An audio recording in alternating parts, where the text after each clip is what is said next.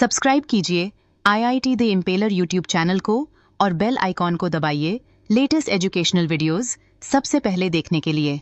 अगर आप भी IIT जी जैसी इंजीनियरिंग प्रवेश परीक्षा की तैयारी कर रहे हैं लेकिन आपको कोई भी सही गाइडेंस नहीं मिल पा रही है तो आप घबराइए मत, क्योंकि अब आप IIT the impeller YouTube channel पर इसका समाधान पा सकेंगे। तो फिर देखते रहिए।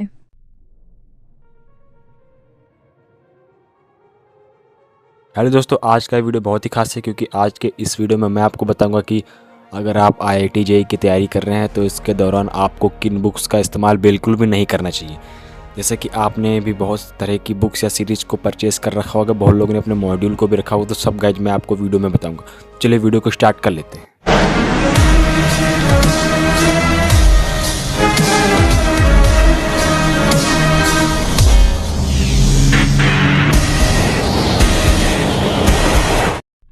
पहली कैटेगरी में जो बुक आती है, जिन बुक्स को आपको इस्तेमाल नहीं करना चाहिए, पहली नंबर पर जो बुक आती है वो है इरेलेवेंट बुक्स।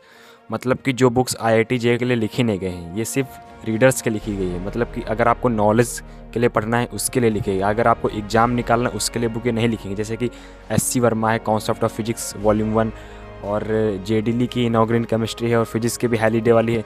इन बुक्स को ऑथर ने इसलिए नहीं लिखा है कि आप इससे कॉम्पिटिटिव एग्जाम की तैयारी करें। अगर इसलिए लिखा होता तो इनके बुक्स के फ्रंट में ही आपको इसमें दिख जाता है कि for JEE main and advance या फिर फॉर इंजीनियरिंग इंट्रेंस एग्जामिनेशन। इस तरह गाइज आपको इन बुक्स में नहीं दिखता है। कहने का मतलब ये है मेरा दोस्तों, गाइज आपको वही बुक इस्तेमाल करनी है जो रेलेवेंट हो, जो IIT JEE की तैयारी के लिए लिखी हो। यानी कि जैसा कि आप SC वर्मा देख सकते हैं, ये वाली किताब में देख सकते हैं, इसमें बहुत सारे मिस कॉन्सेप्ट्स हैं। मतलब कि जो भी सिलेबस IIT JEE में है उसमें जो टॉपिक्स हैं उसमें बहुत सारे टॉपिक मिस हैं जो SC वर्मा में है ही नहीं। तो इसलिए आपकी तैयारी भी इतनी अच्छी नहीं हो पाएगी। गाइज अगर आप SC वर्मा करके जाएंगे तो बस 30 से 40% ही गाइज आप कर पाएंगे। ये नहीं कह रहा हूँ कि मैं आप सही कर देंगे, आप इतने क्वेश्चन को हिला पाएंगे। तो मेरा कहने का मतलब ये है गाइज आपको वही बुक इस्तेमाल करनी है जो IIT JEE के पर्सपेक्टिव से लिखी हो। जैसे कि DC पांडे है, राहुल सरदाना की फिजिक्स की पियर्सन की बुक है। अगर आप गाइज आपको पियर्सन की बुक का रिव्यू चाहिए तो आप मेरे चैनल पे जा सकते हैं। मैंने ऑलमोस्ट मैक्सिमम पियर्सन बुक्स का ही रिव्यू किया है। अगर आप गाइज आपको देखना है तो आप आई बटन पे भी क्लिक करके देख सकते हैं। जैसे कि आप DC पांडे बुक में चेक कर सकते हैं, इसमें देख सकते हैं सारे क्वेश्चंस और एग्जाम्पल कितनी अच्छी तरह से मतलब अरेंज किए गए हैं, जैसे कि आपको JEE मेन और JEE एडवांस लेवल में चाहिए होते हैं।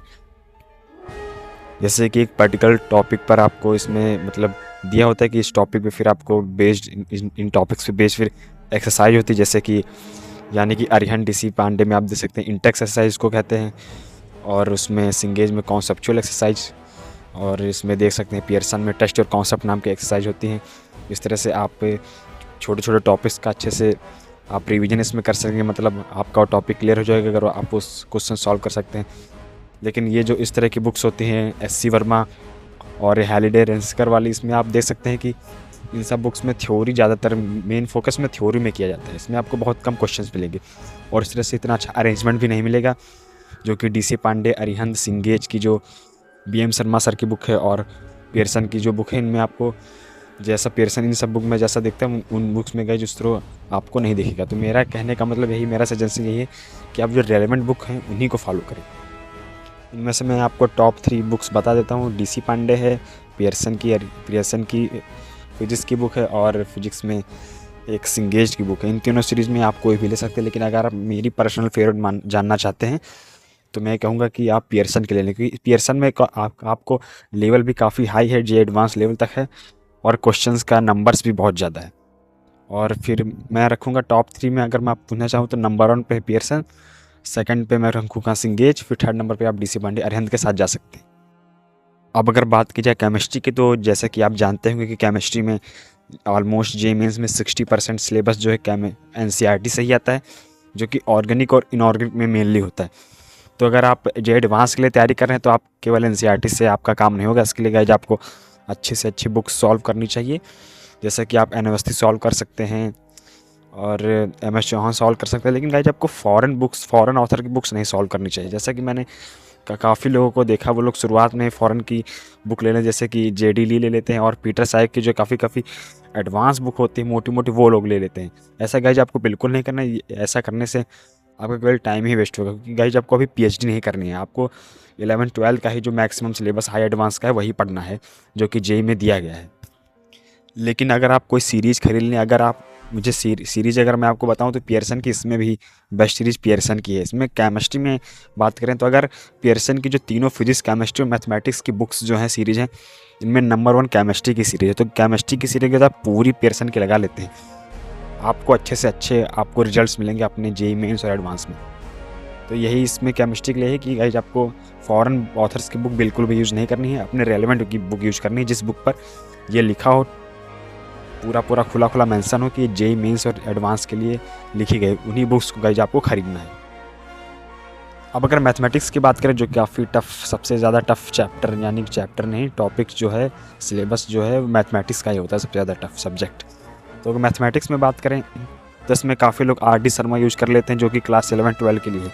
बिल्कुल भी गाइज आपका इससे काम नहीं होगा। इसमें आप अगर आप ऑब्जेक्टिव वाली यूज करते हैं तो थोड़ा काम आपका बन जाएगा, लेकिन अगर आप इस 11-12 की जो 11-12 ही दिए गए हैं आर डी शर्मा या फिर आर एस अग्रवाल की, वो IIT जेईई के लिए नहीं लिखी गई, तो उससे गाइज आपको बिल्कुल भी यूज़ नहीं करना है। और NCERT से तो आपका काम सिर्फ 10-20% ही बनने वाला है। जेईई मेंस और एडवांस की तो आप बात भूल ही जाइए। जेईई मेंस में भी सिर्फ 10-20% आप क्वेश्चन कर पाएंगे NCERT मैथमेटिक्स से। तो इसमें गाइज मैं आपको टॉप 2 बुक्स ऐसी बताने वाला हूँ। नंबर 1 पे पियर्सन और सेकंड नंबर पे सिंगेज। ये जो सीरीज़ है बहुत बढ़िया है, मैंने दोनों ही सीरीज़ फॉलो की थी, मतलब कि नहीं मैं कर रहा हूँ फ़िलहाल के लिए।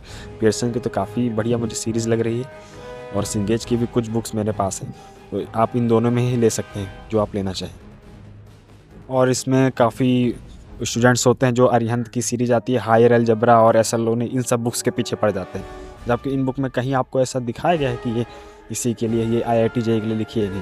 तो इन बुक्स को आपको बिल्कुल भी यूज़ नहीं करना है। तो पूरे वीडियो का मतलब मेरा ये है कि आपको रेलेवेंट बुक का यूज करना है, जो कि खुद पब्लिकेशन से पब्लिश हों, अच्छे पब्लिकेशन के, अरिहंत, पियर्सन, सिंगेज और इन्हीं तब अच्छे पब्लिकेशन की बुक हों, ब्रांडेड हो मतलब, और रेलेवेंट हो, उसमें लिखा गया हो कि IIT जेईई के लिए बनी गई हैं, अपडेटेड हो, उन्हीं बुक्स को गाइज आपको यूज करना है। और अगर आप पहले से ही किसी कोचिंग में इन्वॉल्व हैं तो सबसे पहले गाइज आपको अपना कोचिंग मटेरियल ही सॉल्व करना है, उसके ख़त्म होने के बाद ही आपको इन बुक्स के ऊपर जाना है।